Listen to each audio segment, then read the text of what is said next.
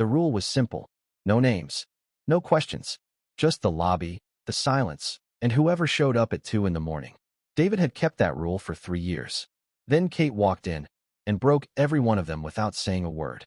The building stood in the center of Manhattan like a piece of architecture designed not to belong to the city, but to dominate it quietly. It was a vertical statement of wealth disguised as minimalism, its glass panels reflecting distant traffic like something irrelevant. Inside that controlled silence, David was already working the night shift, standing behind the concierge desk under soft white lighting that made everything feel cleaner than it actually was. He wore a uniform that fit too well to feel natural, as if the building had dressed him rather than the world having hired him. He checked the time automatically, though it was unnecessary. Nights here didn't change, they repeated with mechanical precision. Residents returned from late dinners or private events where reality was filtered through luxury. David's role was to remain constant, invisible enough to be ignored, yet present enough to be blamed if something went wrong. He greeted each one with a measured tone and a carefully neutral expression. None of them could see that his mind was elsewhere, anchored in a past of courtrooms and legal arguments, back to a version of himself that no longer had a name in this building. A man in a tailored coat walked past him without acknowledging his presence, speaking loudly on the phone about offshore accounts, and did not even lower his voice, because David was not considered an audience worth adjusting behavior for. And David understood that dynamic perfectly, because he had learned long ago that status was not something people announced. It was something they enforced through indifference. At 2:55 a.m., the lobby doors opened briefly for maintenance staff leaving, and the building returned to its usual suspended stillness. Then at 2:58 a.m., the revolving entrance slowed again, and a new presence entered the space. Kate stepped inside with a single suitcase that looked too small for a life, but too heavy for comfort. David noticed her instantly, not just as a guest, but as a variable that broke the building's engineered rhythm. She moved with a depletion he recognized from his own past, testing the floor as if expecting it to give way. As she approached, her eyes flickered to the lower shelf of his desk, where the corner of a black leather binding was visible beneath a stack of blank registration forms.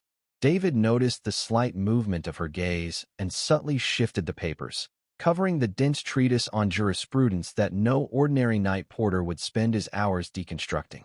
She didn't say anything, but the tension in her shoulders dropped by a fraction, a silent recognition that the man behind the marble wasn't just another part of the furniture, but someone else who was hiding. He did not greet her immediately. He observed instead, professionally at first, but then with a subtle shift that even he would not have fully admitted, because there was something about her stillness that did not match the usual posture of guests in this building. Most people entered with confidence, entitlement, or distraction, but Kate entered with something closer to depletion, as if she had spent too long holding herself together in environments that kept trying to pull her apart. The lobby smelled of expensive citrus and cold marble, a vacuum where the sound of her suitcase wheels felt like a rhythmic intrusion. David noticed the way her knuckles remained white even after she let go of the handle, a small, static tremor that betrayed her more than any word she hadn't spoken yet. She approached the desk slowly, placing her documents down with minimal force, and David reached for them with practiced efficiency, scanning information, confirming reservation details, inputting her data into the system with muscle memory rather than thought. Yet while doing so, he became aware of something he did not usually register: the way her hands hesitated after releasing the papers, as if she was not sure whether letting go of something was safe. "Kate," he said quietly, confirming identity rather than initiating conversation, and she gave a small nod that was not polite but functional, like someone agreeing to be processed rather than welcomed. The system confirmed her stay, and David prepared the key card. As he handed her the card, their eyes met. It wasn't the look of two strangers, but of two survivors recognizing the same exhaustion in each other. The quiet solidarity of people who had spent too long in rooms where they were tolerated but never truly welcome. Kate broke the silence first, her voice low and stripped of the social armor usually worn in this lobby. "Is it always this quiet?" she asked. David understood she wasn't asking about the acoustics of the marble walls, but about the suffocating stillness that follows a collapse. David considered the question for a fraction longer than necessary, because professionally, he could have answered instantly, but something in her expression made him choose honesty without revealing himself. Most people here prefer to remain unseen at this hour, he said, voice calm, neutral, controlled, and Kate exhaled slightly, not in relief but in recognition, as if that answer confirmed something she had already suspected before she entered.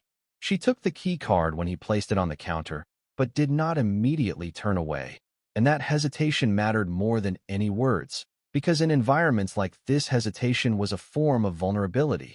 David noticed it, but did not comment, because his job was not to interpret guests, only to serve them. Yet his attention remained on her longer than protocol required, not in a way that crossed boundaries, but in a way that acknowledged there was a boundary there at all. Kate finally turned toward the elevator, walking slowly, her suitcase rolling behind her with a sound that felt too loud for the space. And as she pressed the elevator button, she stared at the doors as if expecting them to behave differently than they did. David returned to his usual stance behind the desk, adjusting nothing, saying nothing, resuming the invisible rhythm of his shift. But internally something had shifted in a way he could not categorize, because in a job built entirely on repetition, even the smallest deviation becomes noticeable. The elevator arrived with a soft mechanical chime. The doors opened, and Kate stepped inside, turning slightly at the last moment without fully committing to a look back, and David met her gaze one final time across the distance of the lobby, a distance measured in glass, silence, and social structure, and then the doors closed.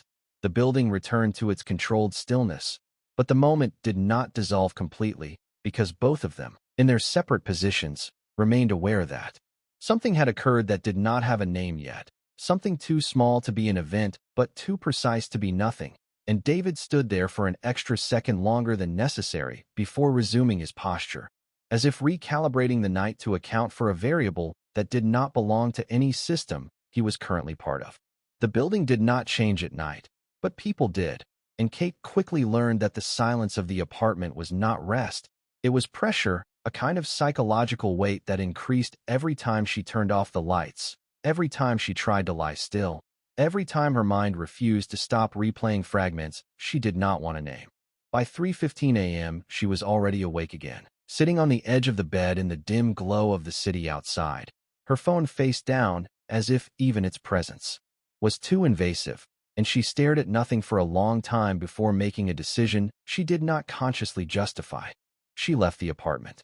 The elevator ride down felt longer than it should have, not because of distance, but because of what it represented, a reversal of expectation, residents going up to isolate themselves, and her going down to find something she could not define. When the doors opened into the lobby again, the space looked identical to the first night, but now it felt different because she was no longer a guest passing through. She was someone returning, and David was still there behind the desk, unchanged in posture, expression, and presence, as if the night had not moved at all. He noticed her immediately, but did not react beyond a subtle acknowledgement of her presence, because that was his default language. Controlled awareness without intrusion. Kate approached slowly and stopped at the desk, without placing anything down this time, as if she no longer needed procedural excuses to exist in front of him. "You're still here," she said quietly, not as a question, but as confirmation of continuity. David glanced at the clock once, then back at her. "It's still my shift." That should have ended the interaction, but it didn't. Instead, there was a pause that neither of them filled, and Kate leaned slightly against the counter, not in exhaustion exactly, but in surrender to the fact that she was awake and had nowhere else she needed to be in that moment. "I thought nights would be quieter inside," she said.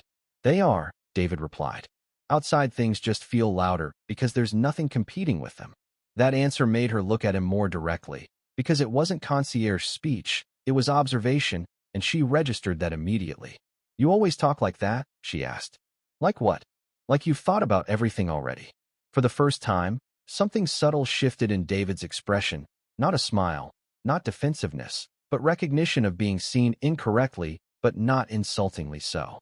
"I used to handle things that required more precision than key cards," he said, his voice dropping into a tone that didn't belong to a concierge. For a split second, his eyes carried a sharp, analytical focus, the look of someone who knew exactly how to find the weakest point in a structure. Kate felt a chill that had nothing to do with the air conditioning. She recognized that tone. It was the sound of someone who had seen the ugly machinery of the law and barely made it out. She waited for him to bridge the gap, but David's face snapped back into its mirrored neutrality. That became the first unspoken rule between them. Neither of them would force the other into explanation. She nodded slowly. Fair. Another silence formed, but this one was different from the first night. It was not distance. It was space. Kate glanced around the lobby. Do you ever get tired of this place? Of the building? Of being here? David considered the question carefully, longer than a normal conversational pause, because it was too close to something real. I don't think I'm here in the same way other people are, he said finally. Kate didn't respond immediately, but she accepted it without skepticism, which was unusual in itself. Most people would have challenged it, or laughed, or turned it into a joke. She didn't. Instead, she said, that sounds like something you tell yourself when you don't want to leave. That landed differently than intended. Not as accusation, but as observation that accidentally reached too deep. David looked at her for a moment, then replied evenly. Or when leaving isn't an option you can use anymore. Kate's expression tightened slightly, not in discomfort, but in recognition of familiarity she didn't want to admit. She looked away first, breaking eye contact without ending the connection. After a moment she said, I can't sleep. David nodded once, as if this was information, not confession. A lot of people here can't. Is that normal? In this building, yes. That's not reassuring. It's not meant to be. That almost made her exhale something like a laugh, but it didn't fully form. Instead, she leaned more comfortably against the counter, as if deciding she was allowed to occupy space longer than she originally planned. I keep thinking it will get better if I just stay still long enough, she said. David didn't respond immediately, and when he did, his voice was lower. Stillness doesn't fix anything, he said. It just removes distraction. Kate looked at him again. That sounds like experience talking. It is. She studied him for a second longer than before. You don't ask questions. It's not part of my job. That's not what I mean. He understood what she meant, but didn't answer directly. Instead, he said, people usually come down here because they want to be around someone who won't ask. That shifted the tone again, gently, not dramatically, but enough to establish a boundary they both recognized. Kate nodded slowly. Then I picked the right place. A pause followed, not awkward, but structured now, as if they had unconsciously agreed on the shape of their interaction. She looked at the desk surface. What do you do when it's this quiet? She asked the question with a flick of her eyes that mirrored David's own, a remnant of the woman she had been before the scandals, a woman who had managed high-stakes litigation with the same clinical detachment David now used to manage the lobby.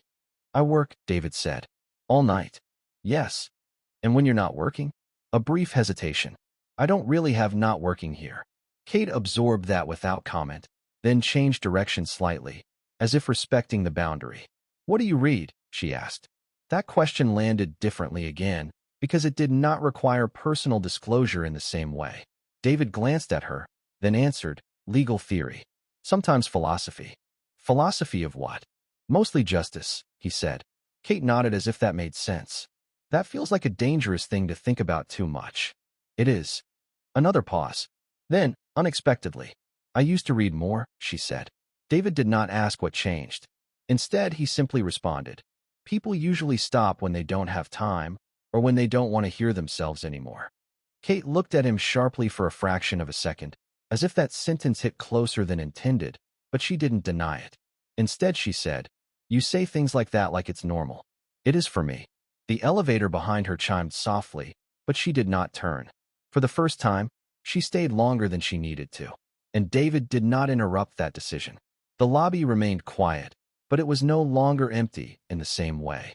The pattern started without agreement, without intention, and without any moment that could be clearly identified as the beginning of it. Kate began coming down every night at roughly the same time, not because she planned it, but because her body stopped recognizing sleep as a reliable state. It became a cycle rather than a need, lying in bed until the silence turned heavy, then walking down to the elevator as if the building's lower floor contained something less suffocating than her own thoughts. Each descent felt slightly less like avoidance and slightly more like direction, even though she could not have explained what she was moving toward. David never acknowledged the pattern directly. He simply remained there. Always the same position, always the same posture behind the desk, always the same controlled presence that made him seem like part of the building's infrastructure rather than a person working inside it. On the third night, Kate did not stop at the counter immediately. She stood a few steps away, her eyes tracing the security cameras tucked into the crown molding. She was checking the perimeter, not out of curiosity, but out of a hard-learned instinct for survival. David watched her from behind the monitor, seeing her move through the grainy black and white feed before she entered his direct line of sight. "You're consistent," she said finally. David looked up from a screen. "That's required." "I don't think it is," she replied. That made him pause for half a second longer than usual. Most residents spoke to him either as if he were invisible or as if he were interchangeable. Very few questioned the idea that he might be something else. He kept his tone neutral. "It is in this role." Kate nodded slowly, accepting the answer but not fully agreeing with it. She approached the desk but didn't place anything on it this time. No documents. No pretense of procedure. Just presence. "I tried staying in my apartment tonight," she said.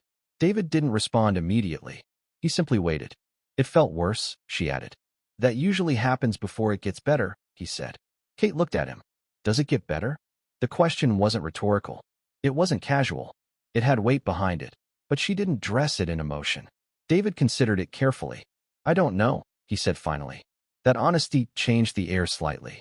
Kate seemed to register it immediately, not because it was hopeful, but because it was real. "You don't pretend," she said. "I don't have a reason to." A brief silence formed again, but it no longer felt like emptiness. It felt like structure. Kate leaned slightly closer to the desk.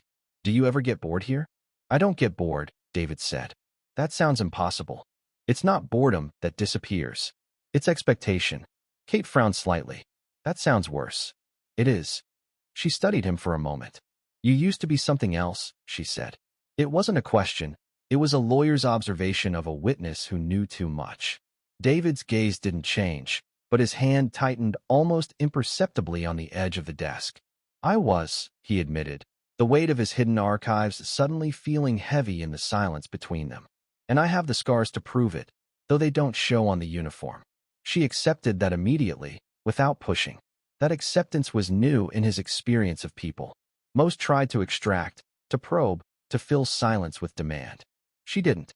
Instead, she simply said, "Fair." And that became another unspoken rule. Later that night, she stayed longer than before. The conversation drifted without direction, not because it lacked substance, but because neither of them tried to force it into one. They moved between fragments of thought instead of topics. Kate asked about architecture. David responded with observations about how buildings are designed to manage human behavior more than human comfort. Kate asked why people in the building never looked at each other.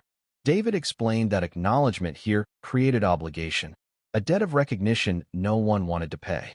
"It's not just loneliness," he added, his voice catching the edge of a memory he usually kept locked away. "Sometimes it's a strategic retreat to avoid being targeted by someone else's narrative." She didn't argue. She just listened. At some point, she said quietly, "I don't talk like this with anyone anymore." David glanced up briefly. "Most people don't talk like this anywhere." "That's not what I mean," she said. He understood what she meant, but again did not force it into words. Instead, he said, "Then don't stop." Kate looked at him for a moment longer than usual. There was no romantic shift yet. No confession. No emotional collapse. Just recognition that something was forming that didn't require performance. The elevator chimed again behind her. She ignored it. "I think I come down here because it's the only place where I don't have to explain myself," she said. David nodded once. "That's what this space becomes for people. And for you." A pause. "For me it's just work," he said. But it didn't sound like a lie. It sounded like something he had said for so long it had become partially true and partially protection.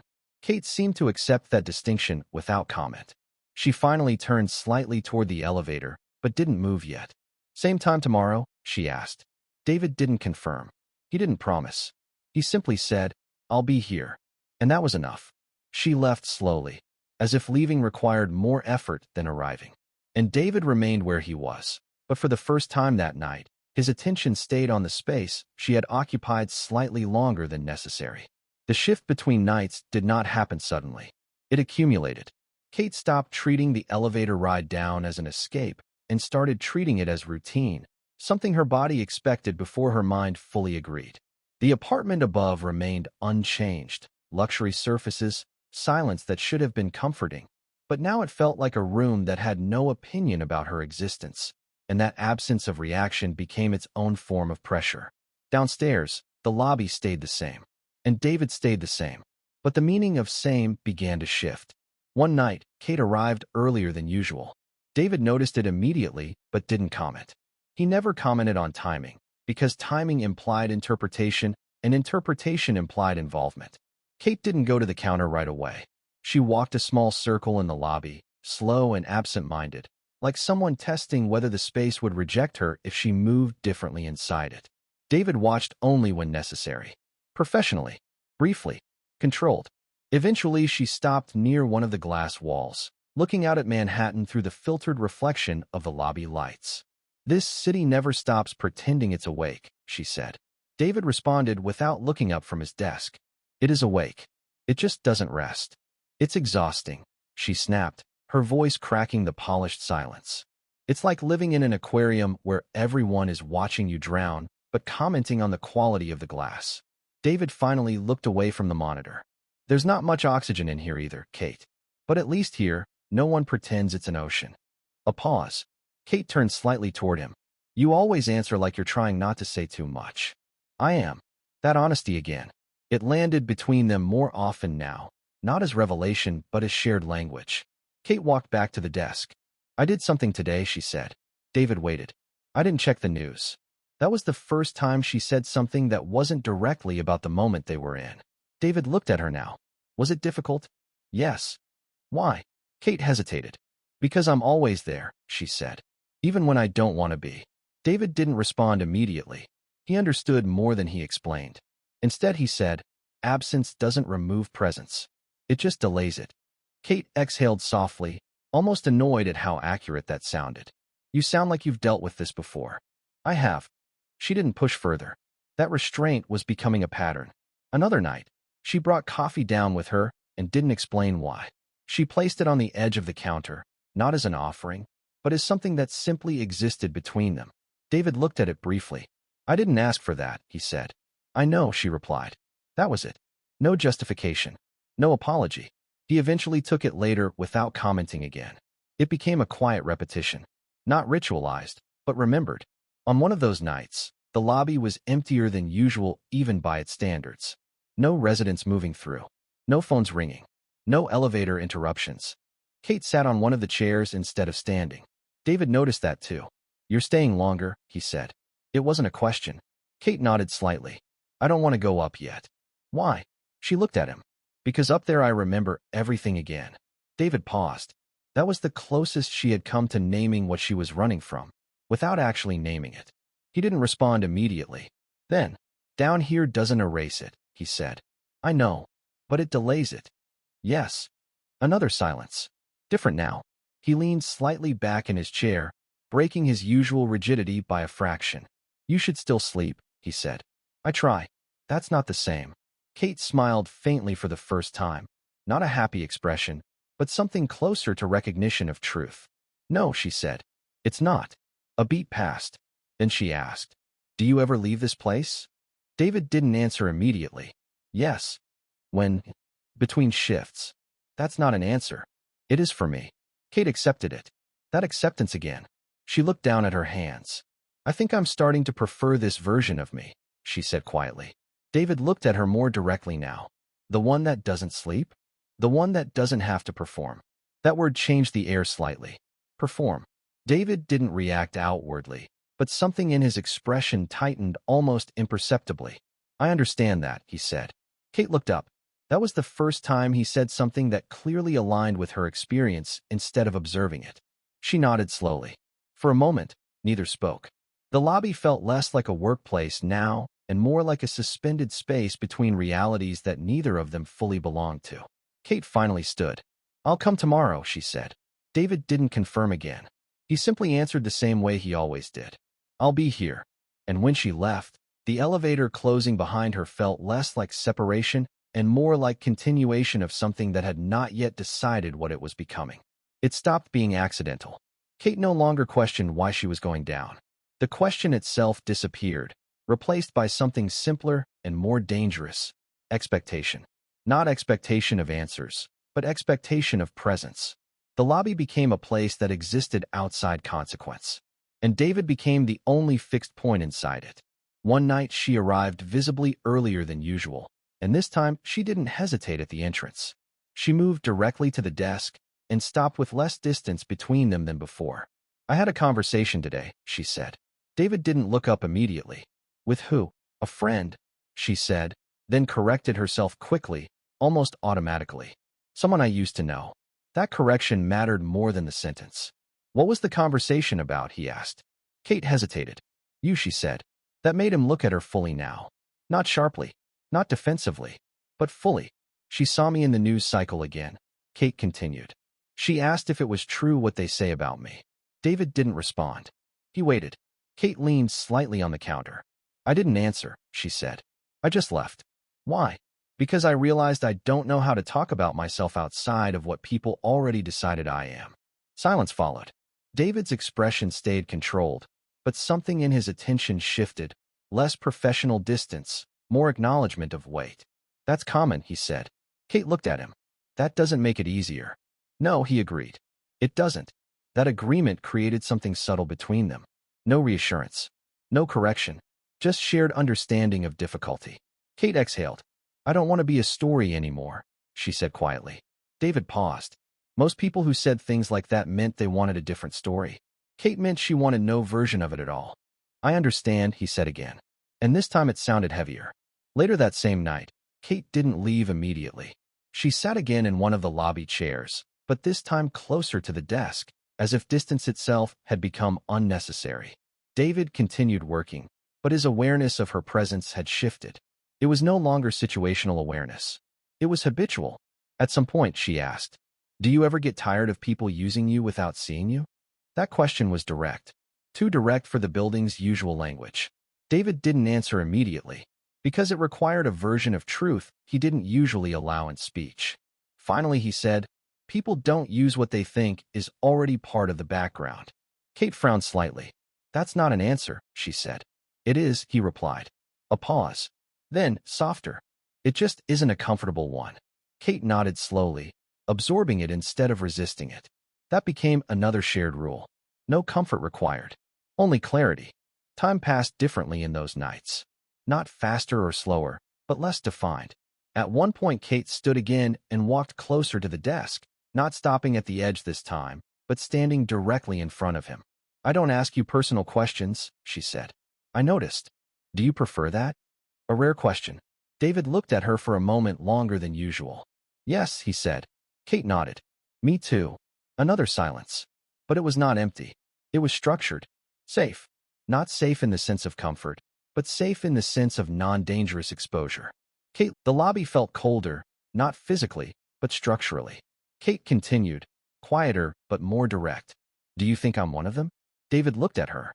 This was the first real fracture point, because any answer would categorize her, and any category would distort her. He felt the familiar weight of his own conditioning. For years, he had survived by turning people into files, room numbers, credit limits, liabilities. But Kate was refusing to fit into a spreadsheet, and that deviation felt more dangerous than the legal threats she was bringing with her. "I think you're someone trying not to be defined by them," he said. Kate held his gaze. "That's still a definition," she replied. That hit something precise. David didn't answer immediately. For the first time, his control felt slightly more deliberate than natural. Kate stepped back a little from the counter. "I keep coming here because you don't try to fit me into anything," she said. "But you just did." "I didn't," he started, then stopped. Because he realized she was right. Not entirely, but enough. A silence formed that was different from all previous ones. Not safe. Not neutral. Testing. Kate broke it first. "I don't want to be analyzed," she said. "I wasn't analyzing you," David replied. "You were placing me," she said. That distinction mattered. David didn't deny it again. Instead, quietly, "That's my habit." Kate nodded once. but the warmth between them had shifted. Not gone, but strained. She looked away first. I shouldn't have come tonight, she said. David didn't respond immediately, because saying stay would be intrusion, and saying go would be confirmation of distance. So he said nothing. That silence itself became an answer. Kate turned toward the elevator. She stopped halfway, not looking back, just pausing. I don't want this place to become complicated, she said. David replied softly. It already is. That landed heavier than either of them expected. Kate didn't move for a moment. Then she continued into the elevator. The doors closed, and for the first time, the lobby didn't feel like a neutral space between them.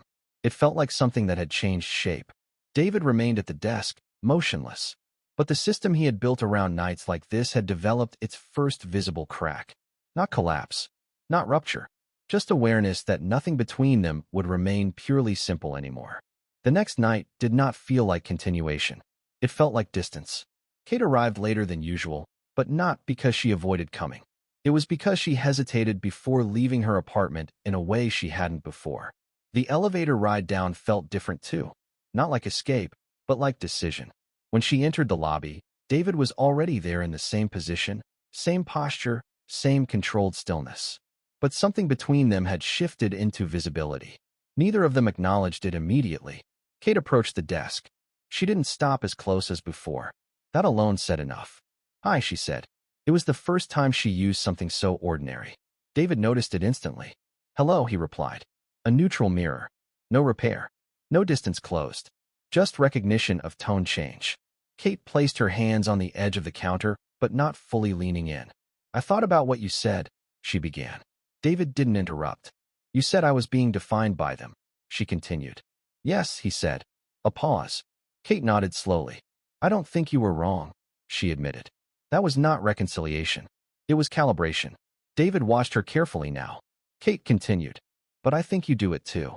Silence tightened slightly. David didn't respond immediately. Not defensively, but precisely. In what way, he asked. Kate looked at him directly. You categorize everything, she said. Even me. Even if you think you're not. That was not accusation. It was observation sharpened by discomfort. David held it for a moment. Then, that's how I understand things, he said. That's how you avoid them. Kate replied immediately. That landed harder. Not because it was insulting, because it was partially accurate in a way neither of them had fully said aloud before. David stayed still. Kate exhaled, slightly frustrated now. I don't want this to become another place where I get explained, she said. I'm not explaining you, he replied. You are interpreting me. A pause. He didn't deny it. That silence changed everything slightly again. Not breaking them apart, but removing illusion of simplicity. Kate straightened slightly. I don't know if I should keep coming here, she said. David's response came after a short delay. That depends on why you are coming. Kate looked at him for a long moment. And for the first time, she didn't answer quickly, because the answer had changed. It was no longer only about sleep. It was about him, and she didn't want to admit that. I don't know anymore, she said finally. That honesty created a new kind of tension. Not romantic, not resolved. Unstable clarity. David nodded once. Then don't force an answer tonight, he said. Kate frowned slightly. That sounds like avoidance. It's not, he said. It's containment. She studied him. You use that word a lot, she said. Yes. Why? Because it works. That was the most closed answer he had given her. Kate noticed immediately. A silence followed, longer than usual. Then she said, something happened today. David waited. I saw my name in an article again, she said. That immediately changed his attention. Not outwardly, but fully. Kate continued. It wasn't new, she said.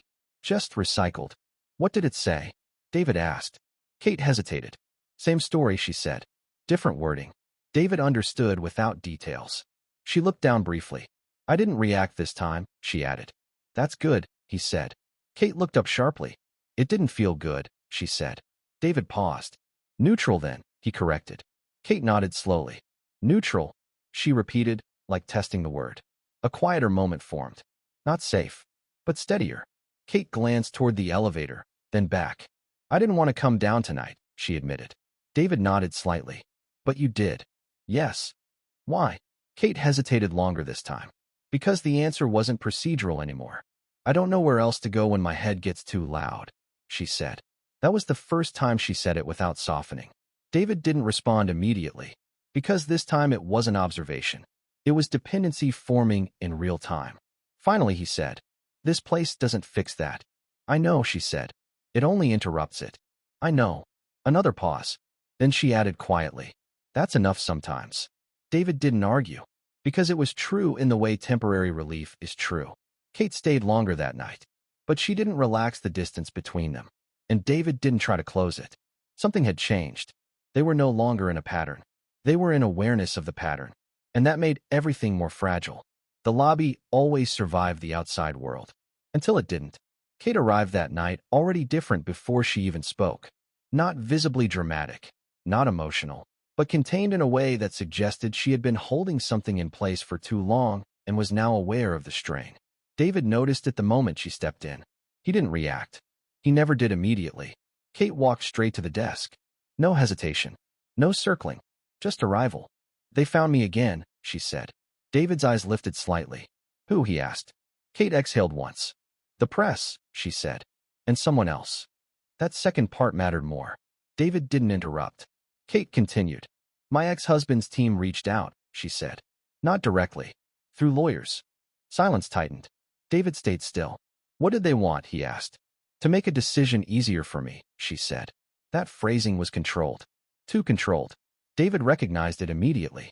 "Which decision?" he asked. Kate looked at him. "To disappear from this version of my life," she said. Publicly. The words landed in the space like something heavy but familiar. David understood the structure instantly. It wasn't just pressure. It was erasure framed as relief. Kate leaned slightly on the counter. "They're offering me stability again," she said. "Money. Silence. Control over the narrative." David didn't respond immediately, because this was not theoretical anymore. This was extraction. "Condition?" he asked finally.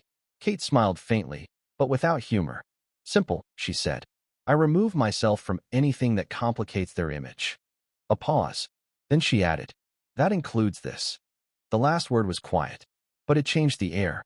David didn't move, didn't react outwardly, but his focus sharpened completely. "You mean me?" he said. Kate didn't deny it. That was the answer. Kate straightened slightly. "They don't care who you are," she said. "They care that you exist near me in a way they can't control." David absorbed that. Not emotionally. Structurally. "I see," he said. Kate shook her head slightly. "No," she said. "You don't." That hit differently. David looked at her more directly now. "Explain," he said. Kate hesitated. "Then, if I accept it," she said, "they erase you from the story completely. If I don't, they keep pushing until I break." David stayed silent. Kate continued. "And you can't fight them," she added. "Not from here." That part was true in a way that didn't require debate. A pause. Then David said, "This is leverage." Kate nodded once. "Yes." Another silence. Longer. He leaned slightly back, almost imperceptible shift. "And what do you want?" he asked. That question changed her expression slightly, because it removed all external noise. Kate didn't answer immediately. "I don't want to go back," she said finally. "To them?" David asked. "To that life," she corrected. Silence again. David's voice lowered slightly. "Then you need something stronger than refusal," he said. Kate looked at him. "What?" David didn't answer immediately, because what he was about to say crossed into involvement. But he said it anyway. "Proof," he said. Kate frowned. "Of what?" "Of what they are doing," he said. "And what they did before." Kate studied him. "You sound like you've done this before," she said. David didn't answer that directly. Instead, "I know how systems protect themselves," he said. Kate nodded slowly. Then something shifted again. Not hope. Direction. "You think there's something?" she asked. David paused. "Yes," he said. That single word stabilized the entire scene. Kate stepped closer. "For them?" she asked. "For him," David corrected. A beat. Then he added quietly, "Your ex-husband's circle doesn't move without leaving traces." Kate held his gaze. "And you know where to find them." It wasn't a question. David didn't deny it. That silence confirmed everything. Kate exhaled slowly. "So this is real now," she said. David looked at her. "It was always real," he said. A pause. Then Kate nodded once. "Okay," she said. Not agreement. Commitment to movement. For the first time, the lobby was no longer a refuge from the outside world. It was becoming a point where the outside world could be confronted. The next nights were no longer quiet in the same way. Not because the lobby changed, but because neither of them could fully return to pretending it was separate from everything else. Kate arrived with a different rhythm now. Less searching, more direction. The elevator ride down no longer felt like escape. It felt like transition into something she had already mentally committed to. But he adjusted to it. That was his nature. Kate walked in without hesitation and stopped directly at the desk. "I did something," she said. David looked up. "What?" he asked. "I called someone," she said. "A contact from my previous legal circle." A pause. David waited. "They still owe me favors," she added. That mattered. Not emotionally. Structurally. "What did you ask for?" David said. "Access," Kate replied, "to financial records tied to my ex-husband's firm." David's expression didn't change, but his attention sharpened. "Did they agree?" he asked. Kate nodded once. "Yes, but they want context." David understood immediately. Information always came with framing. "What did you give them?" he asked. Kate hesitated. "Nothing yet," she said. "I told them I would confirm if I find something worth opening." Silence. David leaned slightly forward for the first time in a while. "You're no longer reacting," he said. Kate looked at him. "I'm done reacting," she replied. That sentence changed the weight in the room. Not emotionally dramatic, but decisive. David studied her carefully. "That's a shift," he said. Kate nodded. "I can't survive in their version of reality anymore," she said. A pause. Then quietly. "And I can't let them rewrite mine." Silence followed. David spoke next. "I can get you something stronger than access," he said. Kate's eyes narrowed slightly. "What do you mean?" David hesitated. This was the point where involvement stopped being indirect, where it became active. "There are archives," he said. "Old case material. Internal firm records from when I was still inside it." Kate didn't interrupt. David continued. "Things were moved, reclassified, hidden, not erased completely." Kate held his gaze. "You have them," she said. Not a question. David didn't deny it. That was enough. A long silence followed. Kate stepped slightly closer. "Why didn't you use them before?" she asked. David's answer came slowly. "Because I was trying to disappear," he said. Kate absorbed that. "Then, and now." David paused. For a heartbeat, a cold calculation flashed in his eyes as he weighed the price of stepping out of the shadows against the cost of her defeat. His fingers on the counter twitched almost imperceptibly, as if trying to stop himself from taking a step that could not be reversed. "Now," he said, and his voice sounded like a bolt sliding into place. "I stopped being a spectator." Another pause. David looked at her directly. "Now it's already too late for disappearing," he said. That landed heavily. Kate nodded slowly. "So we do this," she said. David didn't confirm immediately. He simply said, "Yes."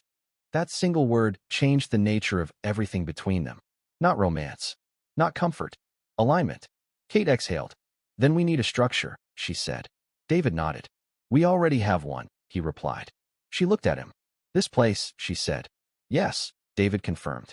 A silence formed again, but it was no longer fragile. It was operational. Kate straightened slightly. "Okay," she said again. But this time it meant something different. Not acceptance of information. Acceptance of direction.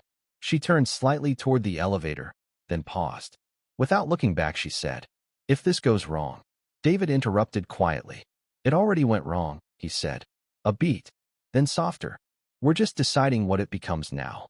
Kate stood still for a moment. Then she nodded once and entered the elevator. The doors closed. David remained at the desk. And for the first time, the lobby no longer felt like a space where two isolated lives met. It felt like a place where a decision had already been made and could not be reversed by silence anymore. The system they built together did not collapse. It tightened. Kate stopped coming down only to talk. Now she came down to act. Each night had structure. Fragments of information, confirmations, small steps that did not look dramatic individually, but formed something dangerous when connected. David brought what he could access without exposing himself too early. Kate brought what she could extract through her remaining legal and social connections. Neither of them spoke about consequences in abstract terms anymore. Everything had weight. Everything had direction. That night, Kate arrived holding her phone tighter than usual. David noticed immediately. He didn't ask yet. She approached the desk and placed the phone down in front of him. "I got in," she said. David looked at the screen. "What is this?" he asked. "Internal ledger references," she said. From my ex-husband's financial structure.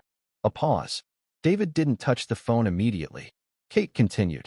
There are inconsistencies, she said. Not small ones.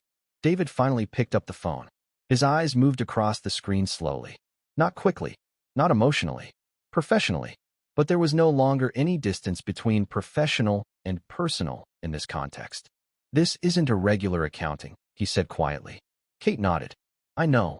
David looked up at her. This is concealment, he said. Yes, she replied. Silence tightened. Not uncomfortable anymore. Focused. David placed the phone back down. You didn't get this alone, he said. Kate didn't deny it. No, she said. I didn't. Another pause. David understood the risk immediately. Whoever helped her was now inside the same pressure field.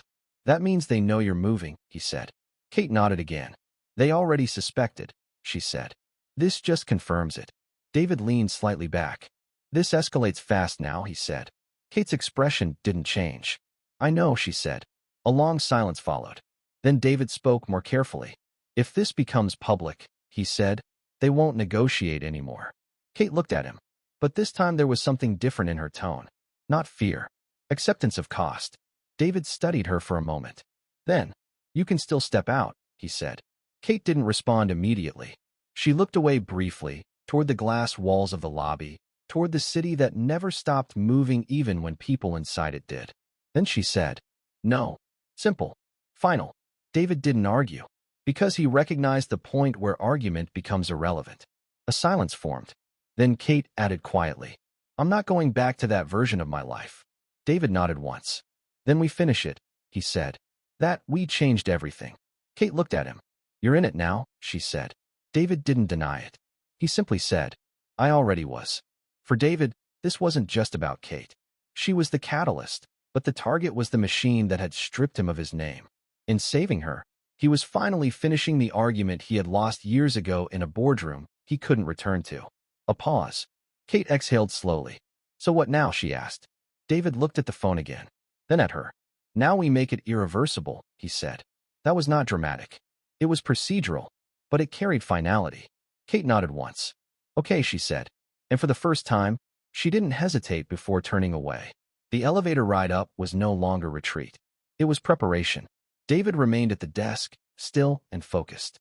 And the lobby, once a place of silence between two isolated people, had fully transformed into something else. A control point. A threshold. The moment they crossed into the irreversible, choice ceased to exist, replaced by a cold, mechanical necessity. David stood alone in the returning silence of the lobby and reached into the inner lining of his coat. He extracted a slim, silver drive he had carried every day for 3 years, a weight that had served as his only tether to the man he used to be. He looked at it for a second, silently hoping the port on the modern terminal would still accept the older connector, and that the encryption hadn't degraded over time. He moved forward, ready to plug his past back into the world.